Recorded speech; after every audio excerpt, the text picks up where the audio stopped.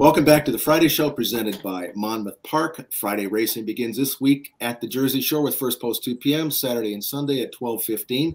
Coming up on June 18 is Haskell Preview Day with 4 big stakes, 3 graded that are qualifiers for 4 graded stakes on the summer's biggest event, July 23. Haskell Day, here's what's on tap, June 18. The Pegasus is a prep for the Grade 1 TVG.com Haskell. The Monmouth Stakes is a prep for the Grade 1 United Nations. The Eatontown is a prep for the Grade 3 WinStar Matchmaker. And the Salvatore Mile is a prep for the Grade 3 Monmouth Cup.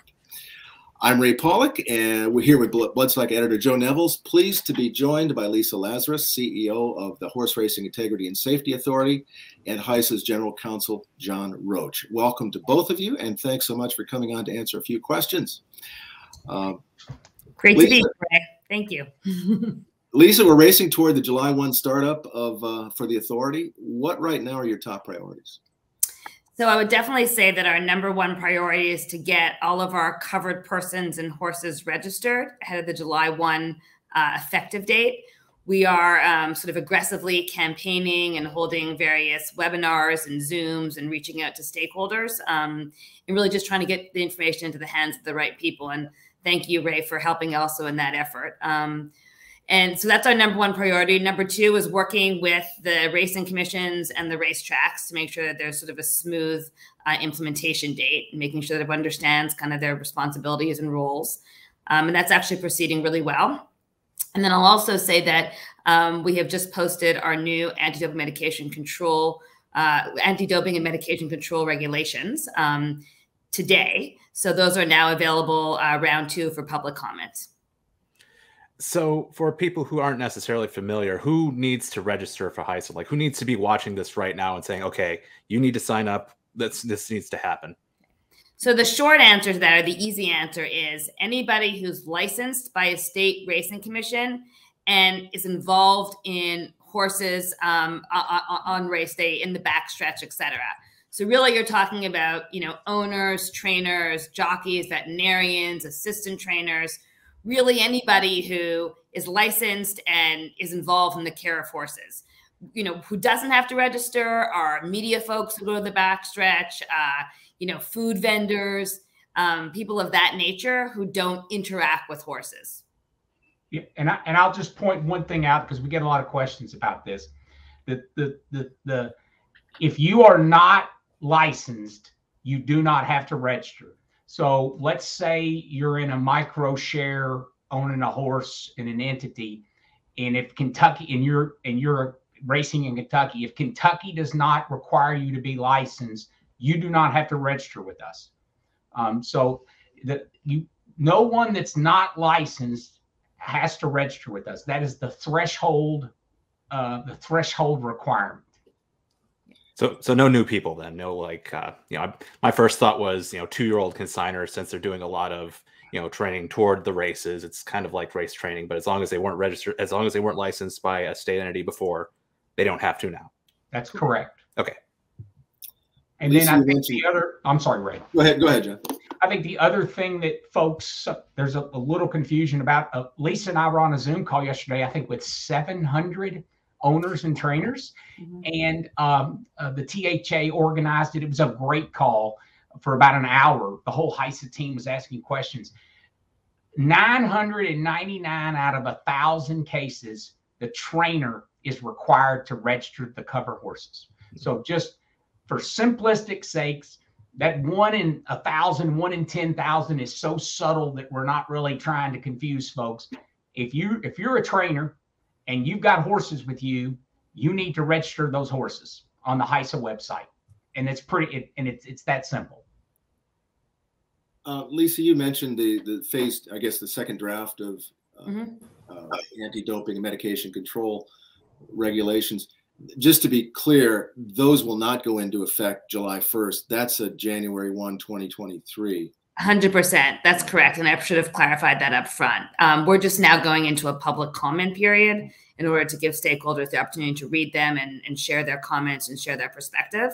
And those will then go through the same FTC approval process, then ultimately go into effect in January of 2023.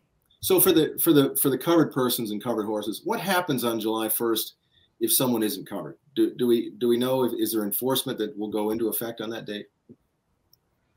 Do you want to take that one, John? Yeah, sure. So I mean, obviously, failure to register is a violation of the rule and subject to enforcement rules. Right. The HISA board and the HISA leadership team that Lisa runs, we're not going to be, I mean, obviously, if there's someone out there intentionally and willfully not registering, that's going to be a problem for them. But, you know, if you're on the backside and you honestly were confused, you know, we're going to work with you in this opening period. Now, you are not going to be running a horse in a race if it's not registered and the trainer's not registered and there's not an owner registered.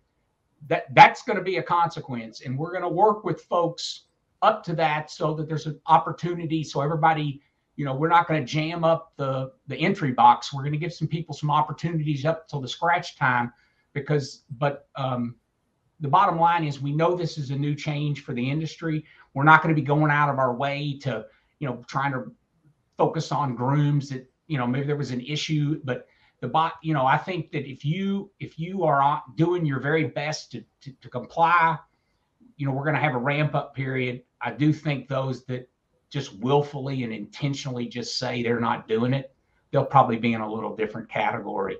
Yeah, we really, I think the most important thing for folks to understand is it literally takes probably around 3 to 5 minutes to register. And the other nice thing about registering the covered horse, it's integrated with industry databases. So when you start typing the horse's name in, it populates the screen for you. After 3 or 4 letters, you can confirm it. And I think one of our larger trainers with hundreds of horses has already registered all their covered horses. So we know that a trainer that only has 10 or 20 horses, they can probably do this process in less than 20 or 30 minutes, right? One of our staff, go ahead. No, so just one thing I wanted to add to that is just to follow up on John's comment is we really are doing our best to get everyone registered, and our intention is for that to happen by July 1. And we're kind of aggressively looking at the numbers and figuring out which stakeholder groups we still need to reach. One thing that John mentioned is that we did make a decision that we're not going to block entries based on not registering. We're going to try to use the entry process with the racing offices the chance to say, hey, we're taking you in, and now you have 2, 3, 4 days, whatever it is, until race time to get yourself and your horses registered. But as John said, if you're not registered on July 1 and your horse isn't registered, you won't be racing. Joe? So you mentioned that trainers in the vast majority of times are going to be responsible for getting the horses registered. At what point in a horse's life cycle does a horse need to be registered with HISA? The basic way to understand it is they need to be registered after their first official timed workout, okay. The first official time published workout. It's almost unfathomable they would be entered into a race before that point, but that would be another point before entry of their first race. There are some minute details beyond that. That one's probably 9,999 out of 10,000. So it's best for everybody just to focus on that first published official workout. And just for everybody's clarity, we got questions yesterday. The 2-year-old sales are not based on our definitions, official published public workouts. So those do not kick in an obligation to register. Probably saying, let me just say this. There is no downside if you want to register your horse months before their first workout. It probably means the owner's going to be doing it instead of the trainer, but there's no real consequence. So the system is set up where you can go on and register that covered horse, but that bottom line is make after their first time official published workout. That's the triggering point for almost every horse. Does a horse have to be named to be registered? You know, sometimes you'll have a workout with a horse that doesn't necessarily have a name yet, and that kind of got my curiosity going. I would think that's the first time we've been asked that. It's a great question. I think the answer is it can be, because I know that the covered horse registration screen, when you're typing in, it's pre-populating names, you still have the ability to type in, you'd have to, I guess you would just put unnamed, and then, you would put the sire and the mare in there, but it has that ability. I would think in terms of pre-population, you probably want to wait because it'll make it a lot easier. You won't have to type as much. Right. Will July 1 also be the start for when trainers have to be entering data or providing data on things that they're doing, whether it's veterinary care or something else? I've been hearing that it's going to be a change for a lot of trainers. Let me say this, and the first thing is trainers, for the most part, most of their new responsibilities is to retain records to be available for inspection. The veterinarians are required to enter veterinary information, medical information. Most of the training responsibilities, there are some issues in terms of when the horses are going, in terms of where they're going, but most of the trainer responsibilities are a specific obligation to retain certain records that are available for inspection by HISA and the regulatory veterinarian. Okay.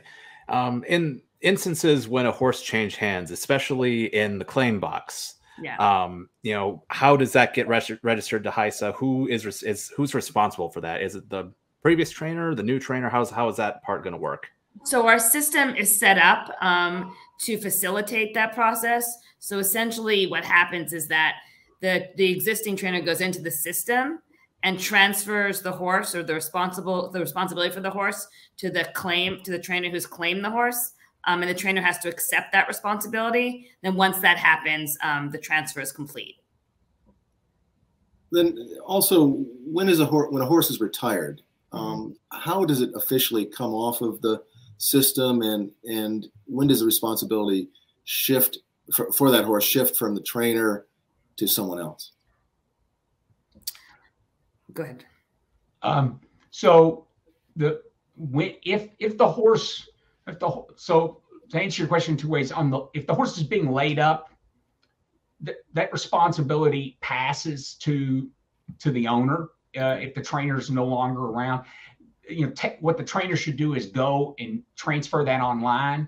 Now, the reality is, regardless of that, our rules and the statute make clear that the responsible person is who is defined in the statute. So, for example, somebody can't go on and assign Ray Paulick responsibility for a bunch of horses and then say, I'm not responsible, Ray Paulick is. The election has to be made consistent with the statute. So the statute and our rules that define who is responsible, which really will come into play heavily on the medication and anti-doping side, will always control. But the trainer will not be responsible if the horse is being laid up. There's a retirement process set out in the medication and anti-doping rules. It's about notification. Then there's a bunch of the industry, based on our last drafts last year, was a little concerned about the timing. If, say, a horse was going to go be a stallion and was infertile, so we put in some language in there to work with folks so that if because there's a time period, if you retire a horse, if you want to come back, there's a time period for that. But we've set up some exceptions to that. If you meet certain standards of, like, hey, this was a legitimate deal, and those are also not going into effect until January 1. That's part of the anti-doping program. Yeah. Okay. Can you tell us a little bit about Horseman U? What do people need to know about that going into all of this? So Horseman U is not a HISA initiative or HISA controlled. That's a separate entity, but it's a fantastic resource. And it's one that we've sort of acknowledged or certified is an appropriate, website or curriculum education to go to or to access to satisfy continuing education requirements. So they've done a terrific job at Horseman's U, and any trainer or owner. The trainers have 4 hours continuing education that they need to satisfy annually, and the owners 2 hours, and they can go and pick whatever they want to essentially watch or review on Horseman's U, and that will count towards their obligation. Yeah, and we're also to great credit of California, California has agreed to share all their continuing education with HISA. So that'll be another option. And I did want to, if I could, I wanted to say one thing about that. It reminds me, you know, I think we all know there's a ton of change. Lisa's pointed out that the statutory deadlines are borderline insane of how quick we've had to do this. And we know that there's going to be mistakes made. We're going to do our very best to take care of them. But I just would like to hold up, you know, California is a perfect example. You know, their board and Scott Cheney, they were not happy with the approach we took to the riding crop. They've given us constructive criticism. We've listened, but they see the importance of HISA for this game, for our sport, for our horses, for our human participants, and they are all in, even though they have a couple of criticisms. And I think that I would want all your listeners to know we're here to listen. Lisa is a big believer that we need to talk to everybody, listen to everybody. But, you know, I think this HISA is more about not just one or two things you might disagree about. It's about putting our game and our for many people, their livelihoods, their passion. For me, I know, Ray, you know, I've been betting on horses since middle school. I love it. And this we do not want to turn into the circus that doesn't exist anymore. And I just ask all the listeners, you know, we're going to make mistakes. We've made some mistakes, but we're working hard to do everything we can to put everything on the right path. And I just think California's been the perfect example. They've been upset with us on one or two issues, but they've not let that stand in the way of them coming alongside us and working with us for the betterment of our great sport and for our horses and our jockeys and everybody else involved in the game. Well, I also know that your jobs are really to enforce or implement the federal law. It's not like you're making things up as you go. You're trying to adhere to a law that was passed December 2020 with an insane timeline. But you know, that's one thing that I think people need to know is that the people who are doing this are not making it up. They're trying to adhere to the federal law. Yeah. And if I could just say one thing about that, because that's something that I try to explain on a regular basis, is, you know, the people who want to debate whether or not the law is appropriate, the best way to handle industry issues, et cetera. You know, I'm happy to have that conversation over a glass of wine and kind of opine about it, but that's not our job. And that's not my remit. You know, my job is to take a law that Congress passed that I don't get to debate whether it's good or bad or whatever, and implement it in a way that is most beneficial for the industry and as smooth as possible, and as beneficiary in the end to everyone. And I think one of the things that, you know, helps when I talk to people is, you know, we're sort of in this together. Like, this is not a choice. You know, it's federal law. And so if you work with us, we promise it's going to be a lot smoother, a lot more cooperative, and a lot more beneficial for your track, your state, et cetera. And you can still have your objections and have your debates and lobby Congress or, you know, pursue legal action. But that's a different conversation than the one we have to have about the reality of July 1. Well, we know how insanely busy you are with this deadline fast approaching. You haven't had much time to get started, Lisa. You didn't start till February, I believe. I started February 15th, correct. Yeah. Wow. So we really appreciate you taking the time to go over some of these questions. Wish you good luck going forward, and we'll talk to you again soon. Thank you. And go to www.hisaus.org and register. Good pitch there. Well, thanks again for joining us. And we'll see you all next week on the Friday show. Great. Thanks so much.